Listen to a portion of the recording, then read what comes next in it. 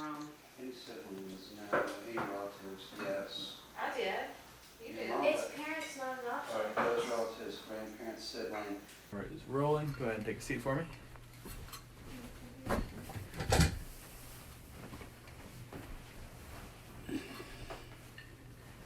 Can you give me a clap in front of your face? Yeah, I'll hold that for you. Yeah, good. Your mom and dad got their education there, so yeah. Because there's no parent option. Right. What is your name, and what is your relation to the other character in the story? My name is David, Mm-hmm. and I'm Robert's brother. Older brother? Younger brother. Rob is my younger brother. Yeah. A new take? My name is Robert Kurtz, and David Kurtz is my brother. Older brother, younger brother? My name is Robert Kurtz, and David Kurtz is my estranged older brother. That's good. What trip was this? So 30 years ago, we set out to do a climb of Mount Hood in Oregon. And I should say at the outset that we were both young and dumb. Rob was just a little younger and a little dumber. I grew up in South Louisiana at about 6 feet above sea level, and I had never been to elevation before. This was my first trip to a serious mountain range. I had climbed Mount Hood before, and I had done some other climbs in the Cascades, but I was probably not experienced enough to be leading a climb. Mount Hood is known for its rugged and treacherous conditions. 130 people have died on that mountain since they've kept keeping records. Avalanches are always a danger, crevasses, ice claps. It's a treacherous area. You have to be experienced. You have to trust your climbing partner. Rob had never climbed any mountain before. Mm-hmm. And I think it should be said that at every critical point in this story, Robert was face down in the snow. So his version of events is going to be colored by that very limited perspective that he had on what was going on. And so I know the story as the Ice Axe arrest story. Correct. And so where does that part of the story start? So we were going to climb the eastern side of Mount Hood. It's called Cooper Spur. And ideally, when you climb Mount Hood, you get a really early start in the middle of the night, maybe midnight. And you get up and you get down. And on Cooper Spur, it's especially important to get up early because it's the eastern side of Mount Hood. So the sun hits it as it rises. And the snow starts to get soft and sort of like mashed potatoes. So it makes it harder to climb. And we did not get an early start. I don't remember the exact details, but I think we got up at about 2:30 in the morning and made a 3 or 4 hour drive to the parking lot, the trailhead that we were going to take. Midnight was so early to wake up, so we maybe woke up at 2 and got to the mountain around 4. Probably didn't start up until around 4:30 and got up to the base of the ridge at around 5:30 or 6 as the sun is starting to come up. So we didn't beat the sun to the mountain. When we got to the top of the ridge at Timberline, I needed to take a few minutes to show Rob how to be safe on this route because it is a particularly notorious route. It's not a super difficult or challenging route. It's a steep, grueling route. But the fall line leads you to what's called Elliott Slide, which is the head wall of the Elliott Glacier, if I remember correctly. And at the top of the glacier, before you go off the wall that the glacier has eroded, there's a big, massive boulder with a bronze plaque in it to all of the people who have died going off Elliott Slide. And I can't remember, maybe 8 or 10 or 12 people have fallen on that route. And instead of falling straight down, you slide towards the glacier. So you think you're falling straight, but you're actually sliding towards this big fall. And so Rob needed to know how to stop himself if he started to fall. And so I needed to teach him how to do an ice axe arrest. And I'd never used an ice axe. I'd never seen an ice axe until that day. And my brother, my climbing partner, my guide, taught me as we were on the ice at the base of the steepest ascent. So we get to the timberline, and it's about dawn. And Rob is indifferent to learning how to do an ice axe arrest. It was a 30-second demonstration on flat ground.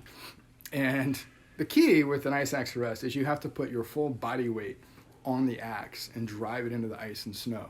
And if you just try to do it with your arms, you don't have enough strength and enough weight to really get the ice, the axe to grip into the ice, and so you won't stop. And so the idea is you got to fall with it across your chest, flat on the snow, and just dig in with it. But Rob kind of kept doing it in a half-ass way, even in practice. And I kept fussing at him about it, and he kept blowing me off because he has to get down on the snow and get your face in the snow.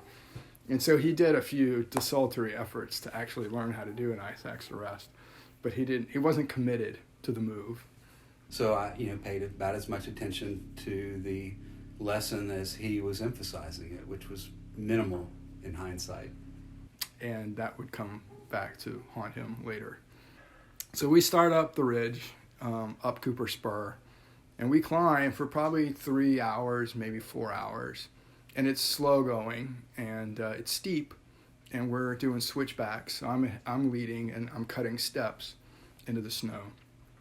But as the morning builds and the heat rises and the sun has been on the slope longer, the snow gets softer and softer. And so you take one step and you lose about a step, you take another step and you lose about a step. And so it starts going slower and slower. And it's exasperating. It's hard work. And we're probably 1,000 feet from the summit at this point when Rob, who is struggling to make his way up the slope, falls. Like all the snow under his feet gives way, and he starts to slide with the snow down the slope. We are probably 200, 250 meters from the summit, and we've been at it for hours.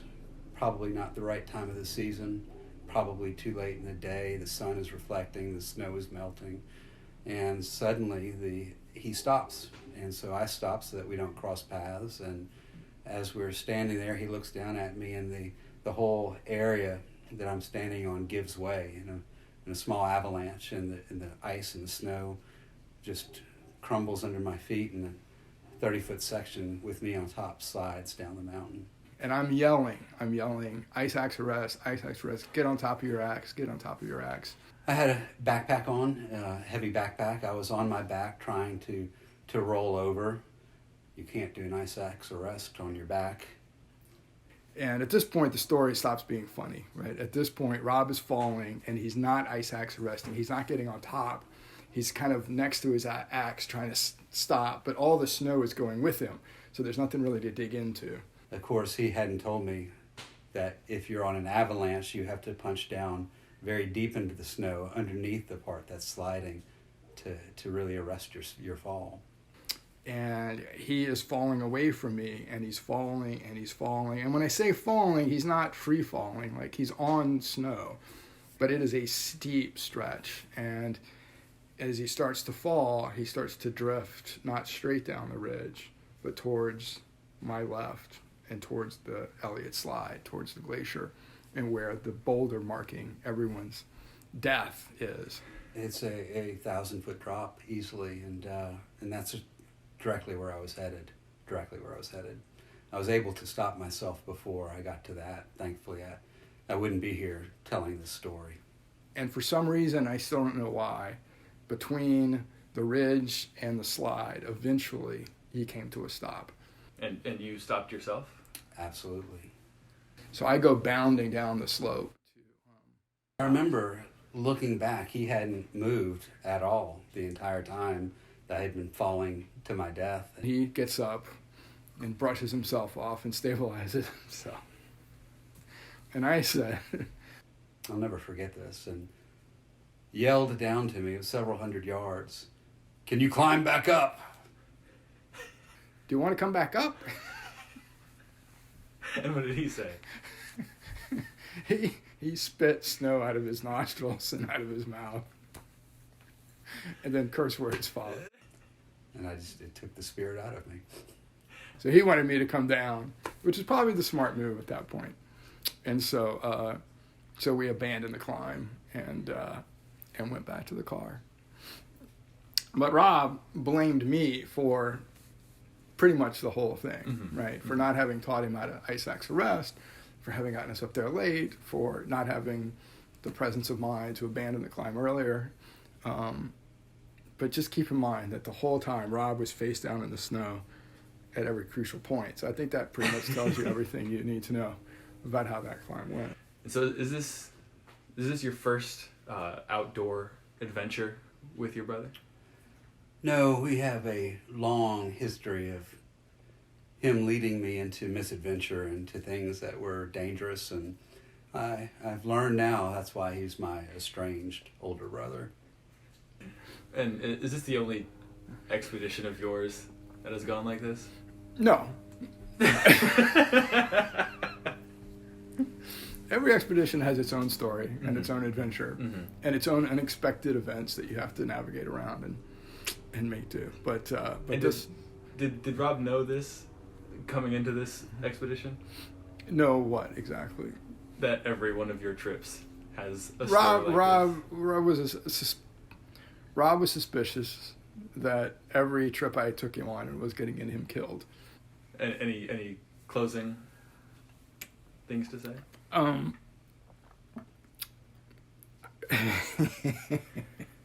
Give me a minute.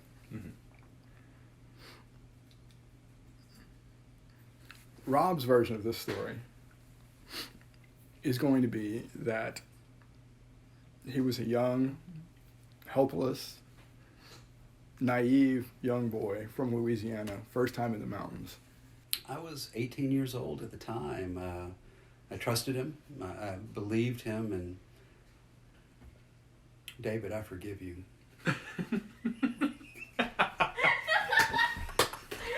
Perfect. Thank you. Hope to give you some good footage. That is flawless.